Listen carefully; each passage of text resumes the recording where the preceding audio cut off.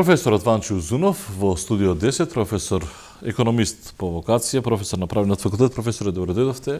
Добар ден. Поприлично актуелни темите со левот, замрзнувањето на цената на левот. Владата очекува, односно ќе се носи одлука и за замрзнување на цена на млечни производи, на тестенини. Ова правиме некаква вештачка криза или што е поентата? Не е вештачка криза. Работата е што кризата е реалност веќе години и пол. Да збориме со короната 3 години веќе. Да, но некако очекувавме ние со оваа енергетска криза предежно дека цените ќе одат до плафон. И сега ние сите прогнозиравме, па се плашевме па едно до друго, меѓутоа не отиде тоа претерано толку далеку како што многу очекува, а голем дел од луѓето кои што се во индустријата велат дека импутот е веќе пекарите, струјата била најголем импут, па не знам што, и сега се изнервираа веројатно влада, па праваа пресметки и сега кој е во право? Не, мислам, не е идејата да бараме кој е во право се и двете страни. На некој начин, до пола. Суштината на кризата е во тоа што оваа криза дојде до цела светска криза затоа што постои неизвестност. Економија не функционира добро во неизвестност, ни човек не функционира добро во неизвестност, ни економија функционира добро во неизвестност. Значи во светот немаше некоја друга причина пред војната да почне во Украина, заради која требаше да има криза, не се исцрпеа ресурсите или дојде до недостаток на нешто големо или такви работи. Едноставно, короната создаде еден свој проблем, како она се решаваше, почна оваа војна и тоа неизвестноста ја продолжи понатаму. Во неизвестност цените има тенденција да растат, затоа што е нејасно што ќе се случува и сите производители, и сите трговци сакаат да си направат свој бафер, да ги покачат цените, а во неизвестност е лесно кога се работи да станат ложени, мирни и донесени во равнотежа, тоа не се прелесно. Да ги качат цените, па ќе видиме што ќе биде. И се создаде таква една еуфорија на секаде, ама не е тука само кај нас. Секаде е така. Гледате, вие имате штрајкови по Франција и по Хрватска и по на многу места. Заради таа иста несредена ситуација растат цени, па некој повеќе, некој помалку. Инфлацијата не е преголема, ама не се смирува. Се посвири малку, пак не сме сигурни како ќе иде, све останува неизвестно. И во таква ситуација сите производители сакаат нешто да покачат со цените, граѓаните нормално реагираат бидејќи во трката меѓу пораст на цените и пораст на платите губат платите, така да куповната моќ на граѓаните опаѓа, ползечки ама опаѓа и све се посиромашни сите. И они сакат повисоки плати, се притиска на пораст на запирање или враќање назад на цените, не може туку така да се случи. И во целото тоа сега дојдовме до таа ситуација да се преземе оваа мерка за замрзнување на цената на левот, првенствено затоа што беше договорено, колку што јас знам, дека ако се субвенционира цената на електричната енергија, нема да се покачува цената на левот. Меѓутоа тоа не се случи. Сега, знаете што, оправдување има владата да даде субвенција, ама да не се покачат цените. Ама еднаш да ги земеш парите од граѓаните преку даноци и да ги даеш да не се покачат цените и пак да плаќаат граѓаните повисоки цени, стварно е дупло голо. Мораше да се застане на тоа. И во цела оваа ситуација владата се одлучи на овој потек сега го ја замрзна цената на левот. Има ли профитерство во целата оваа приказна? Затоа велам. Во секоја криза, Мишко, има профитерство. Во секоја. Немало криза кога немало профитерство. Само е прашање дали може да се излезе, како да се излезе со него на крај и дали ќе биде многу видливо. Иначе во секоја криза многумина губат, али неколкумина добиват. И во короната имаше профитерство. Апсолутно. Така? И во оваа има профитерство. И во било која претходна криза има профитерство. И во било која идна ќе има профитерство. Тоа е нефер, тоа е точно, меѓутоа исто толку е точно дека е реално, секогаш се случува. И секогаш е борба меѓу тоа колку ќе се дозволи, колку ќе се од тоа спречи. Тоа е работа. Значи дека нема профитерство, како нема? Тоа за некои кои што сакаат така да остваруваат профит, душу дало да има криза. Они во ситуација на нормална, не кризна констелација не можат да остварат екстра профит, не дека работат со загуба, нормален профит. Екстра профит се прави само у несредени услови. Така што не е ова ништо исклучок, ама никаков исклучок од било кој друга криза што сме имале или имало било каде во светот, тоа е позната шема. Ратни профитери. Ратни, кризни, секакви може ги крстиме. Проблемот кај нас дополнително е што, за да се тоа спречува иначе, потребни се многу добри институции. Оние што се пазарни регулатори.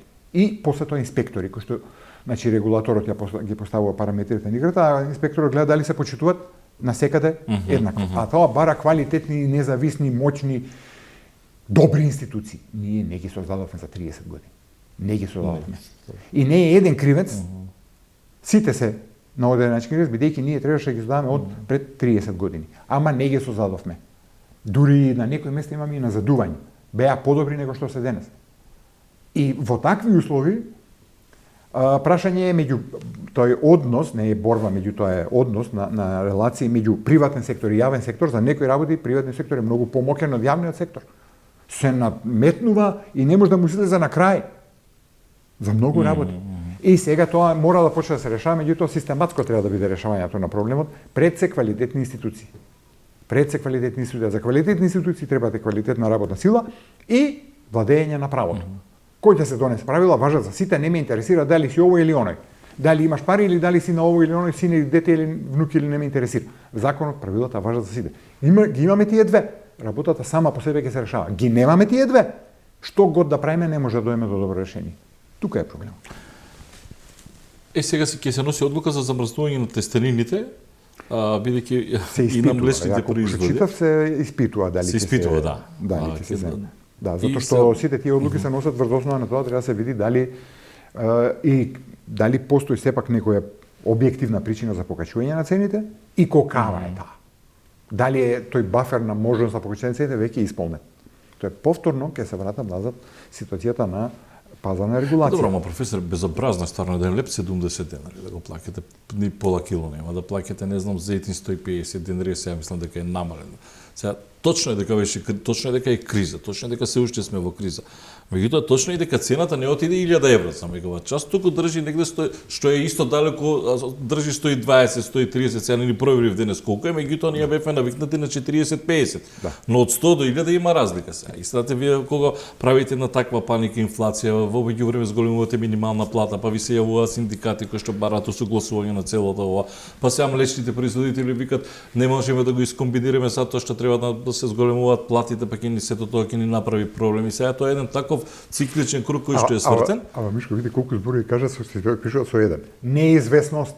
Тоа е тоа.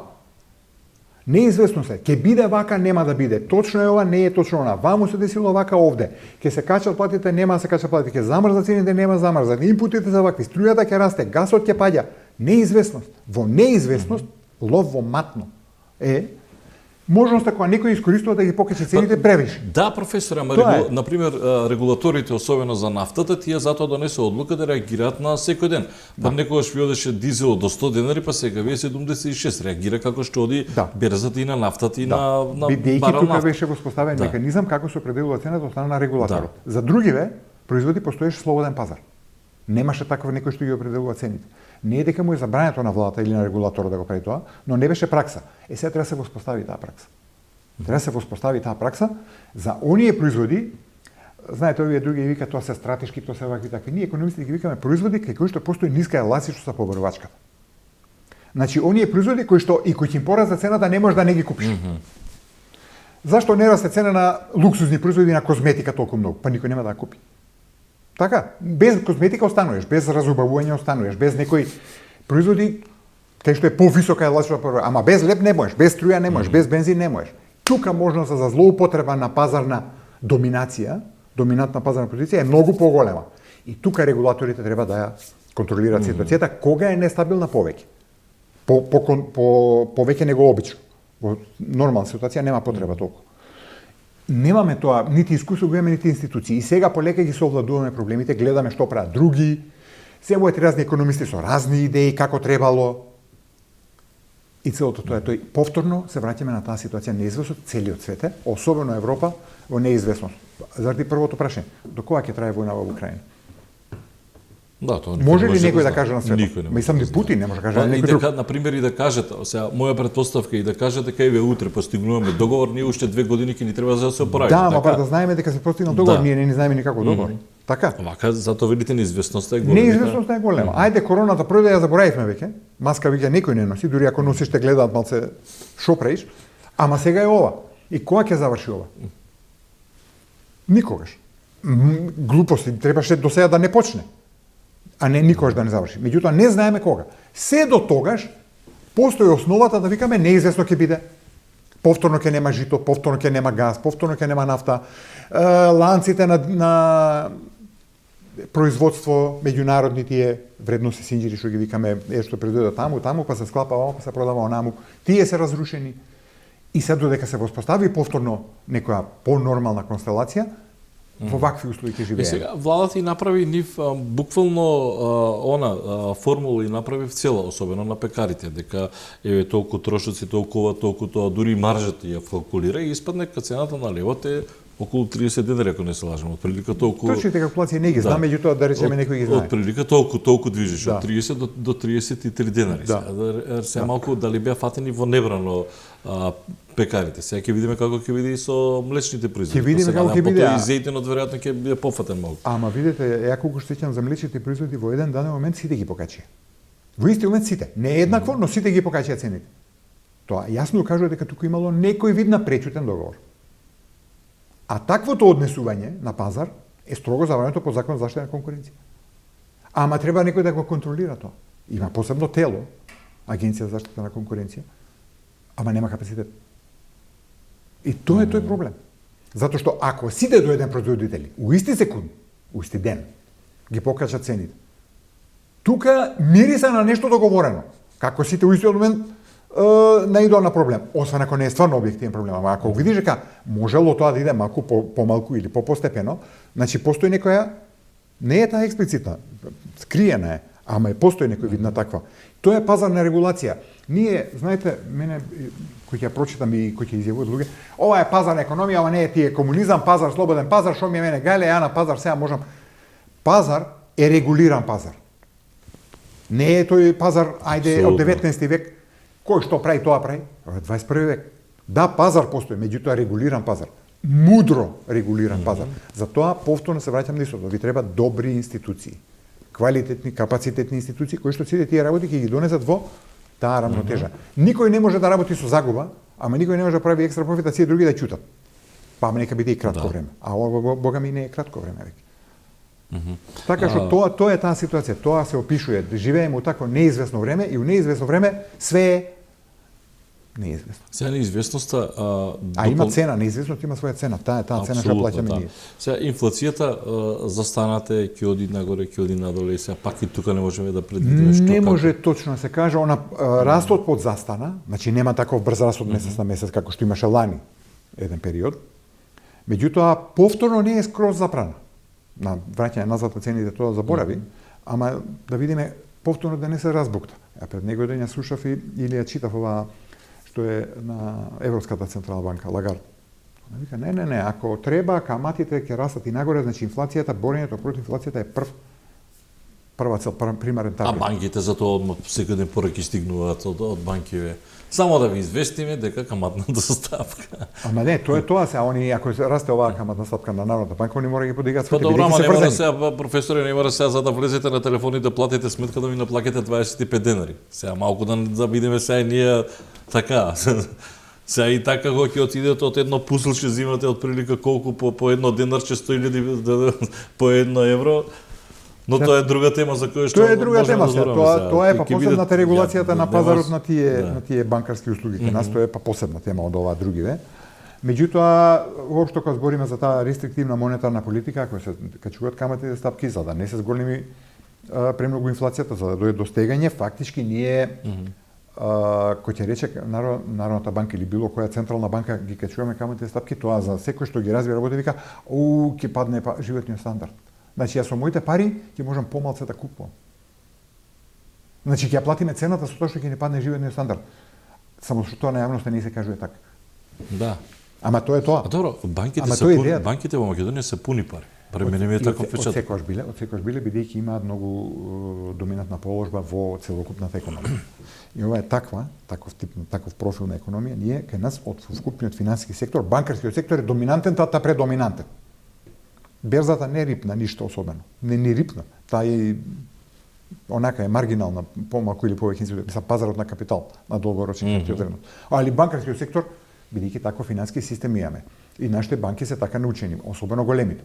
Релативно конзервативна политика, без ризици, а со добри заработки. Така е профилиран банкарскиот сектор и он се знаеше дека ќе биде во таква ситуација. Тој се знаеше дека ќе биде во таква ситуација, кога ќе дојде криза. Од друга страна, па не колабира ко систем, Што е добро, затоа што тек тоа ќе беше лошо. Да, тоа ќе биде веќе Тек колапс тоа на ќе беше држава, да. колапс на државата. Меѓутоа мислам дека они се и прават и во неколку наврати Народна банка и прави и стрес тестови оние за да видат колку покажуваат добри резултати. покажуваат одлични резултати. Ама да. тоа од друга страна ги става ни во позиција да може да прават солидни профити и во неизвестност. А ние ги плаќаме бидејќи таков ни е тој цел финансиски сектор, финансиски пазар. Таков е. И тоа како понатаму, ама збориме за многу долгорочно ќе се реформира, тоа ќе видиме, тоа е прашање на тоа како ќе се профилира економијата, ако почнат тие преговори као систем, економскиот систем, ако почнат или кога ќе почнат тие преговори за членство во ЕУ, дај Боже веќе да бидат почнати. Професор, ја промашивме ли работата со евроврзницата? Еве денеска аукција на 9-та евроврзница, Министерството за финансии соопштува дека ќе одржи аукција. Бидејќи претходно она не потпишал Тупанчевски, па заменил, па не знам што, не знам како, сега како држава каков печаток оставува ние на инвеститорите или тие многу не се потресуваат таму? Ја мислам дека не се потресуваат многу, прво затоа што доаѓаат од држави кај што да се смени министер е нормална работа. Не знам зашто некој би паѓал добро дошло таква работа, сега тој министер бил сменет. Може и да влијае на каматата, например. Не можеш да кажеш однапред. Не може да се каже однапред. Може, ама не знаеш како и колку. Затоа што тоа зависи од моменталната површувачка тој ден кога ќе се прави аукцијата или тој период кога ќе се прави аукцијата, зашто не може да се штима. Краткорочно на ден, 2, 3, 5 може да се штима. Не мора денес, може у среда, може у петок. Ме разбирате? Да, ве разбирам. И сега тој е дента, затоа што тој пазар на капитал, тоа се го ние крупни инвеститори кои што живеат од тоа што постојано ги вложуваат парите. И они гледаат дента кога треба да вложат, кој све се појавува како понудувач. Кој све нуди тоа, што не е само Македонија тоа да нуди. Има и други. Ако се јават некои за кои што сме ние посеби, ќе речат македонска обврзница не, сакаме многу, тука ќе треба ни понудите повеќе за да ја купиме. Ама ако се други ќе речат дај ја македонската подобра од другите. Зависи од многу работи, кои што не може ние денес да ги кажеме, не ние двајца да ги кажеме, не знам дали може било кој на светот да ги каже. А впечатокот е тој, да, добро, нешто што не можеш да се деси, меѓутоа таму некоја процедурата не е извеле до крај, сега ќе изведат малце покасно. Добро, окей. Ја не мислам дека тоа нешто премногу страшно во тој свет, бидејќи они точно знаат дека такви работи се можни да се случат. Нормално кога очекуваш од вакви економии, не сме ние, ама тоа е објективно, таква држава сме, таква економија сме, не сме најстабилни, не сме најоние воспоставен систем, системот е се уште ранлив, фрагилен, ете на такви некои потреси. Особено нашиот. На Балкан сме сега, дете другите подобро. Да. 600 милиони евра со рок на враќање на 4 години, со ова говорам за претходно до 8 февруари, со каматна стапка од 6,25% и со другите трошоци фактичка камата е околу 6,5% и генерално ќе се користи за враќање на стари долгови. Да. Не генерално мислам исцело. Да. А добро како функционира сега? Ема тоа е тоа. Се например, нели вие во банка кога нема да платите рата за кредит, вас ви оди кај евроврзницата не е. Каматата ви оди се. Не. Евроврзницата не е слична, ама не е иста како кредит. Она се плаќа на денот на доспевање целата. Значи ја земаш и она денот кога доспева тогаш ја плаќаш. Не се тоа рати, него може некош да биде, ама главно не се. Него на денот на доспевање тогаш ја плаќаш што се каматата. Работата била што ова е за враќање на некоја претходно земена. Тогаш била потребна. Да, они викат од ваше време, од време на ВМРО. Не, тоа моје ваше, ја не го гледам, гледам некоја порано земена. Значи била земена и сега стига да се исплати таа. Тогаш запишаната евроврзница, тогаш купената. Тие што ја купиле, еве ги парите сега, тоа тој ден 20 и која трета година ќе треба ги вратите, да не вратите тие пари и плюс толку за камата и приноси и така натаму. Дајте ни ги парите. Се ти викаш, ние стигнавме до таа година враќање и немаме пари, што правиме? Емитирај нова, врати оваа, па кога ќе стигне оваа за враќање, тогаш ќе ја вратиш. Да се надеваме дека еден ден ќе почнеме да стигаме до тоа, да може да ги враќаме врзниците со пари кои што сами ќе ги генерираме, ако не целосно, барем во поголем дел, без да се презадолжуваме повторно со евроврзница, освен во ситуација ако во иднина не стигне, да пример, издавање евроврзница да биде со такви услови, да биде поповолно него оваа што сега ќе ја земеме. Зашто и тоа има свое значење. Ако можеш да го замениш скап кредит со ефтин кредит, си направил добро. Апсолутно, да. Ама тоа значи дека со раководење со долгот е тековна стручна работа која што треба да се води во државата. Ја не мислам дека и лошо се води кај нас, добро се води. Релативно добро, споредено со многу други работи, многу подобро во државата. Така што тоа е прашање. Сега сме во таа ситуација да во ваква констелација економска општа, ова е најисплатливиот извор сега да се задолжи државата со нова евровалница, а понатаму да се раководи со тој долг, да се менува порочност по структура и така натаму, да се раководи со него. Сега, каматите, приметувате дали каматите, например, кај издавањето на евробазниците растат сходно на тоа како започна руско-украинската криза? Да, па тоа е тоа. И тој пазар на капитал... Потресет секаде има. Ама, апсолутно, он ги следи сите тие движења и согласно, пошто каматата е цена на капиталот, која што е прашање на ризичноста на пласманот на капиталот. Во неизвестност е поризично. За секого, па и за тие што инвестираат нормално. И ако е поризично, повисок ризик, повисока камата. Понизок ризик, пониска камата. Многу е прост системот. Многу е просто, оно звучи вака сложено, но е многу едноставен. Де факто кој ќе го соголиш на крај. И бидејќи расте ризичноста, расте каматата. Во иднина ако се сменат констелациите, се намали ризичноста, ќе се намалат каматите. И тоа е тоа што постојано треба да се игра, таа игра да се раководи со тие работи.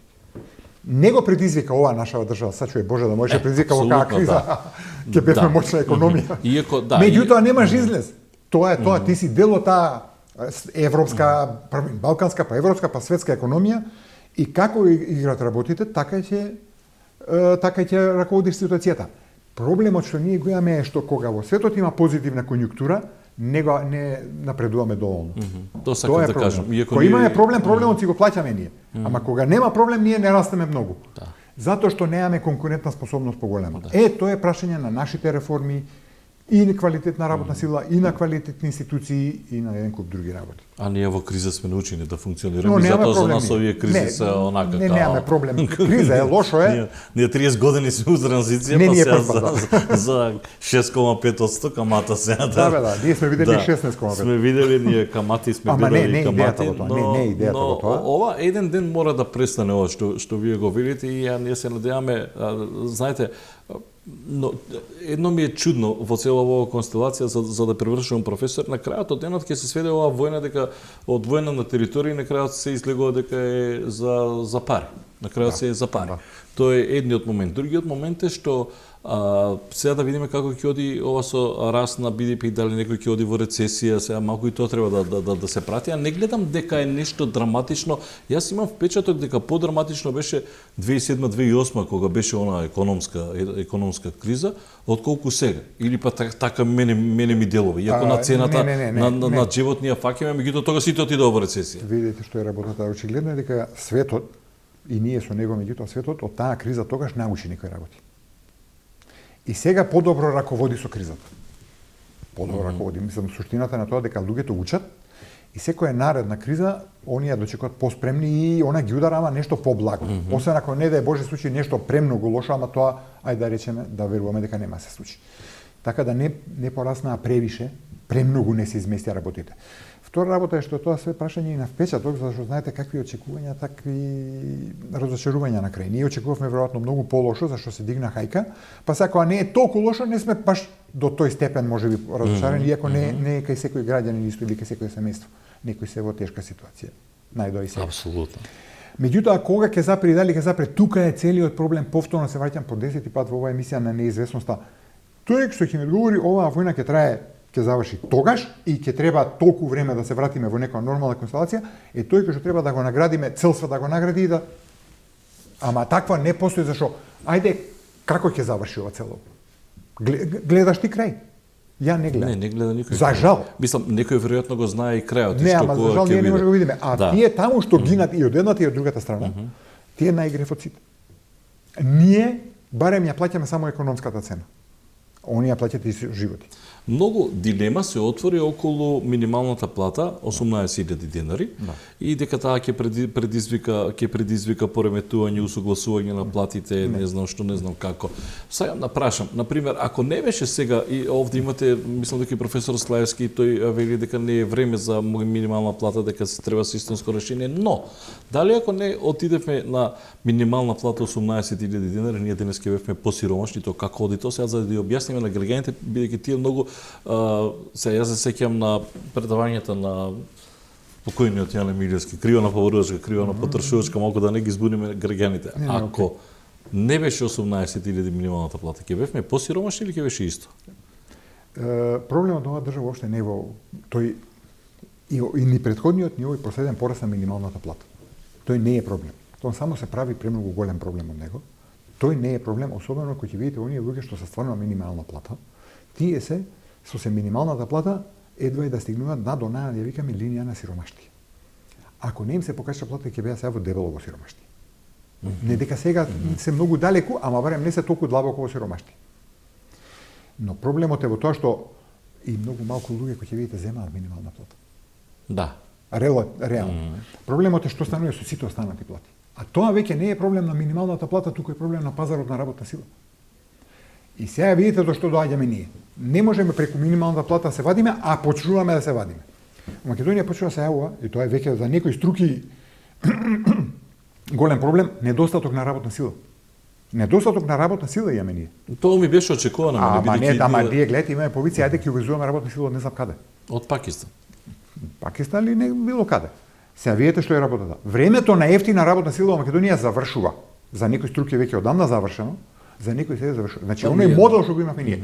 Ефтина работна сила, ниски камати, ниски даноци и ја водам бизнис и правам профит, тоа заборави ако можеш. Добро, професор, ние не сме не биле толку ефтина работна сила како Индија, да кажеме. Не, ама сме во Европа биле. Во Европа сме биле ефтини, ама ние се дел од Европа, ако сакаме да се гледаме од друг континент, тоа е друго. Но сме дел од Европа и сакаме репери да ни бидат Европска унија, не апсолутно, да. Азиска.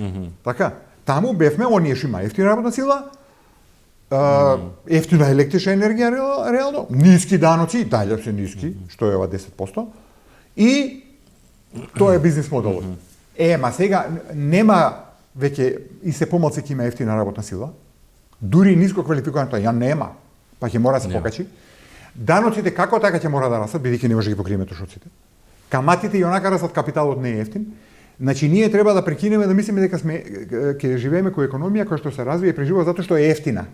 Треба да станеме квалитетна. Добро, не сме уште у Титово време се живееме, затоа не плачеме. Одамна не живееме у Титово време, сите си одеа на 8 март. Јас ви тврдам дека на 8 март кафаните ќе вријат од Абе не е лошо, и они треба да заработат по нешто, меѓутоа проблемот е пред да идеш да славиш што ден да произведеш, што можеш да го продадеш скапо, за да можеш да го платиш учекот и плюс да ти остане и дома да имаш. Имаме многу да говориме на оваа тема, меѓутоа тоа е една поширока тема. Ја на пример многу се чудам како тоа на пример ние дозволивме да пропаднат гиганти кои што крепеле југословенска економија како мазата, како е оде газела, како види. Да, но тоа ќе отидеме многу далеко ако отвориме една Ама има таа анализа не што на телевизија и башка што и нема да им биде јасна на гледачите.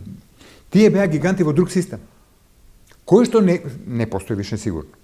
Тоа југословенскиот пазар беше за себе си интегриран затворен пазар и заштитен од конкуренција. И во тие услови полупланска, полупазарна економија или квази пазарна, со разни социализации, чуда и врагови, со царин и заштитен систем југословенски, они беа гиганти. Во реална пазарна констелација колку стварно беа гиганти. Професор, ја прифаќам одреден дел. Меѓутоа вие не можете да ми кажете на мене дел. Не можете да ми кажете бидејќи сте професор, сега да не испадне чарчески муабет. Муабетот ми беше дека Охис како еден гигант. Па невозможно е да не се снајде. Прво јас знам дека има понуди од Хенкел, од не знам од овој од оној. Така. Сите тие работи тоа е, ако влеземе. Не, сите тие работи дали можел да биде продаден на некој си Хенкел, Бајецев и така натаму и што ќе бил тогаш како капацитет, веќе прашање што би било, кога би било. Не знам, може ќе беше идеално.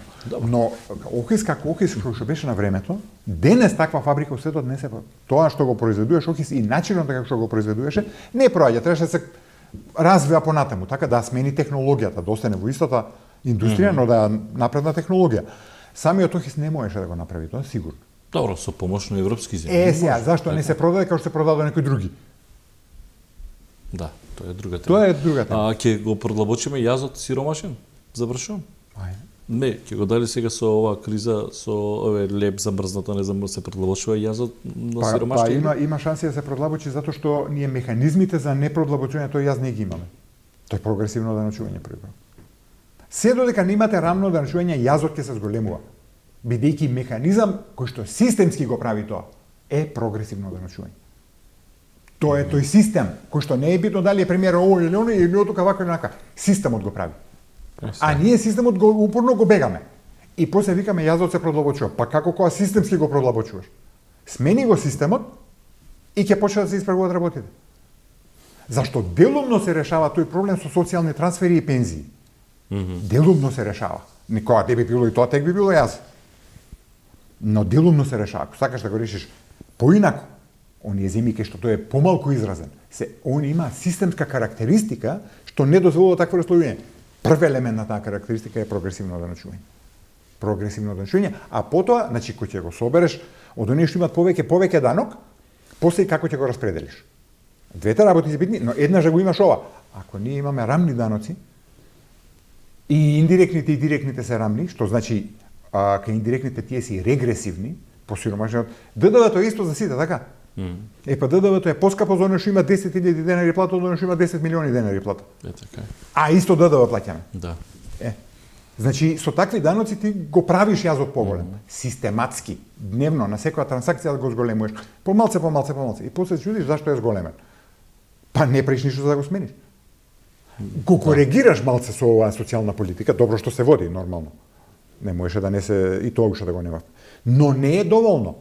Не е доволно. И не се работи со тоа, ајде ќе ги осиромашиме богатите, нема врска. Богатите ќе останат па најбогати. Но проблемот е како парите во целокупната економија се прераспределуваат. Целата логика на тоа е.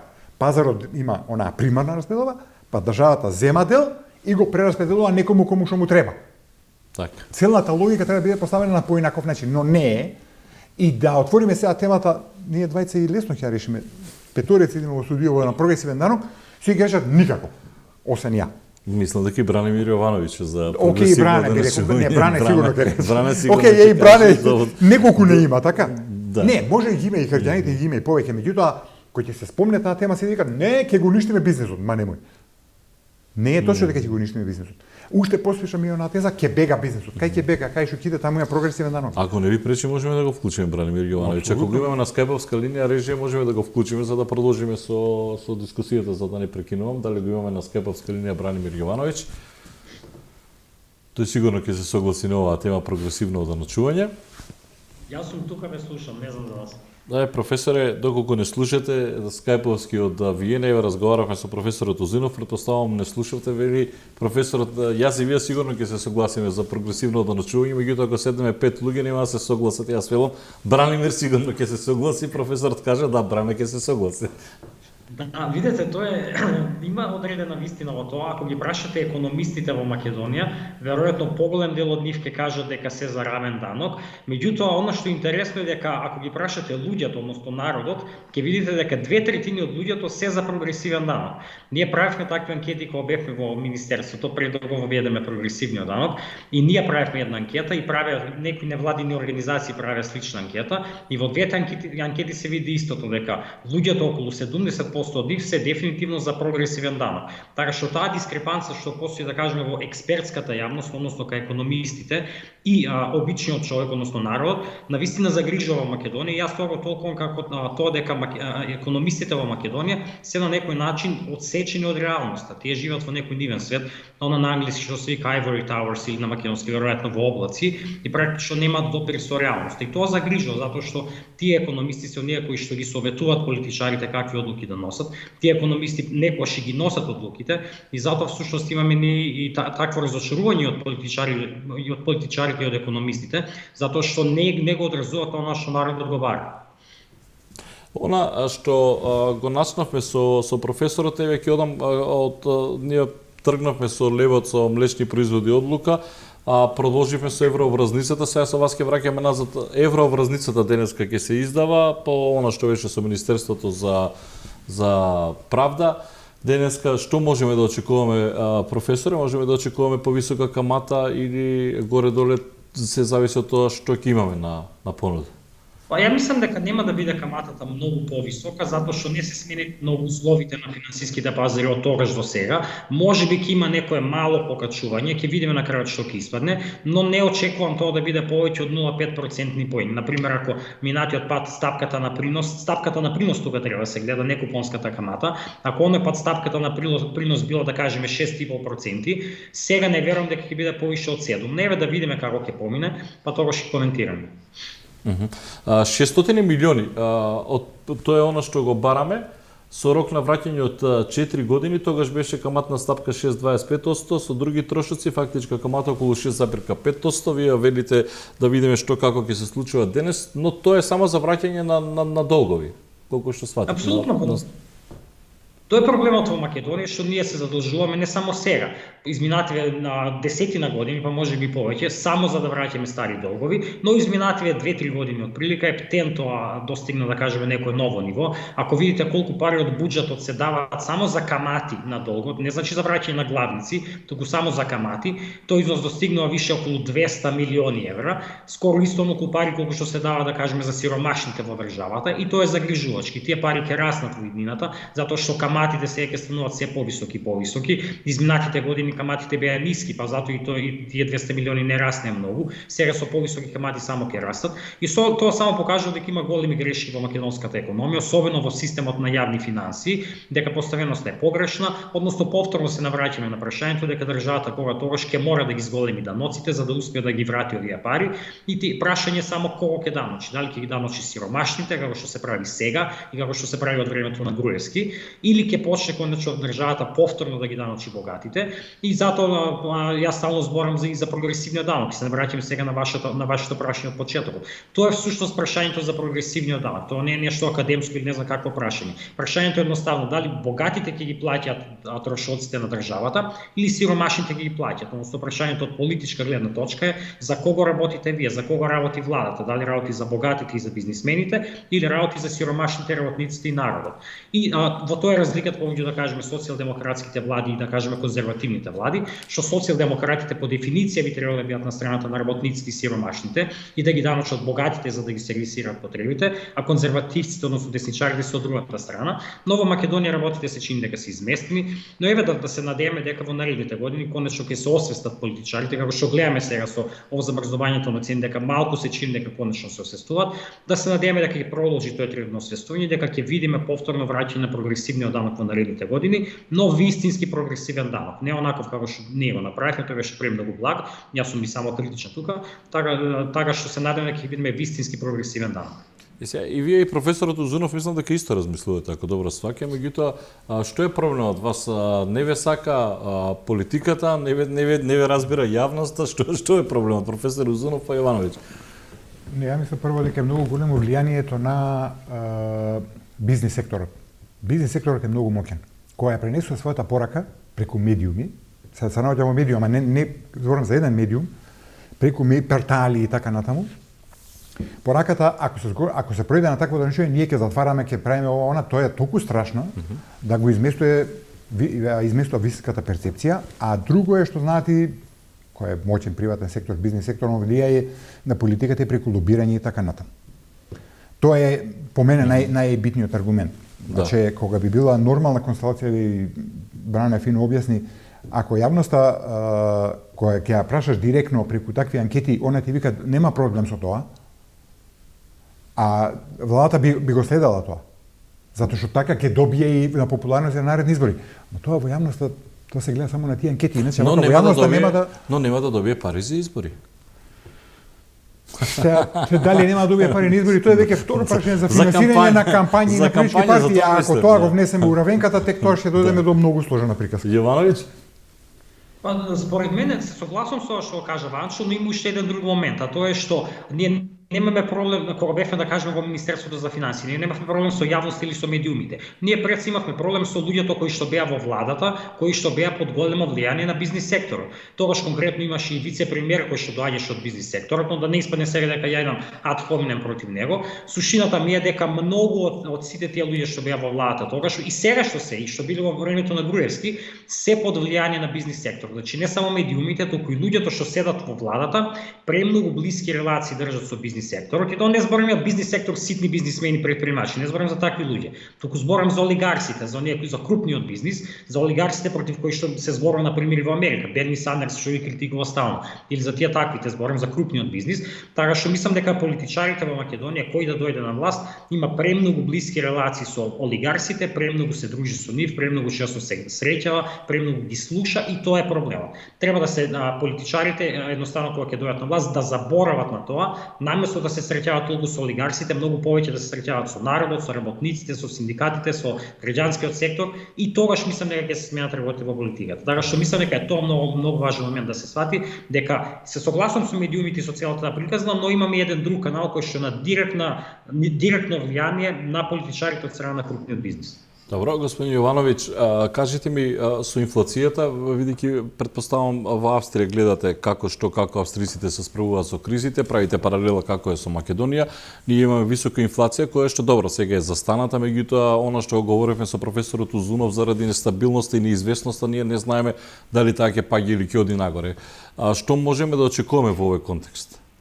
Значи, ја мислам дека оваа мерка што ја донесе владата за замрзнување на цената на лебот е доста добра. Ја тоа го зборам цела година лани, као грамофонска плоча изгревана почнав да се чувствам. На секој прашање за инфлацијата ја кажам да се замрзнат цените. Мислам дека е добро што владата конечно реши да го направи тоа. Добро е што почнува од лебот, но не треба да запре на лебот. Зошто е добро да се почне по лебот? Затоа што лебот е она што е најзначајно за луѓето. Најмногу пари се трошат на лебот и тоа го гледат и статистички. Потрошувачката кошница на луѓето во Македонија, 9% завршуваат на леб и брашно. Најмногу, 8% има млекото, 7% има месото, лебот е на прво место и затоа треба прво таа цена да се замрзне, но не треба тука да се заврши, треба да се продолжи со млечните производи. Млечните производи се исто така многу скапи во Македонија. Сега кога бев во февруари, таму се зачудив, затоа што млекото во Македонија поскапо отколку млекото во Австрија. Пазете, млекото во Македонија 80 денари во супермаркет, во Австрија млекото е од евро и 25 па нагоре. Евро и 25 млеко со 3,5% масленост. Значи млечните производи дефинитивно се прескапи во Македонија и мора да се замрзне нивната цена следно да биде тоа и треба да се продолжи со месото, па можеби со некои други производи. Не мора да се иде премногу широко, не треба све да се регулира, доволно е само клучните производи да се замрзнат, затоа што луѓето на тоа најмногу трошат. Така што мислам дека ова што почна владата со замрзнување на цените е чекор во добра насока, се надевам ќе продолжат натаму и тоа дефинитивно ќе влијае на инфлацијата. Тоа мислам дека ќе видиме веќе од податоците за март, утре ќе излезат податоците за февруари, односно утре за февруари ќе излезат, така што во тие податоци веројатно нема да има големо намалување на инфлацијата, веројатно пак ќе остане околу 17%, но кога ќе излезат податоците за март за еден месец, мислам дека веќе ќе се види осетно намалување на инфлацијата. Ја го продолжи владата на тој начин, мислам дека за неколку месеци ќе успее да ја сведе инфлацијата и на една цифра. Она што исто така е многу важно да се разбере дека тоа не е доволно, ќе забавите инфлацијата, таа секако некогаш ќе запре, ќе се сведе на некој да кажеме едноцифрено ниво, но што правите со тоа што цените се повисоки? Инфлацијата и кога ќе забави, цените се повисоки. Мора да има мерки за покачување на приходите на луѓето, мора да растат и платите, и социјалната помош, и пензиите, и се останато.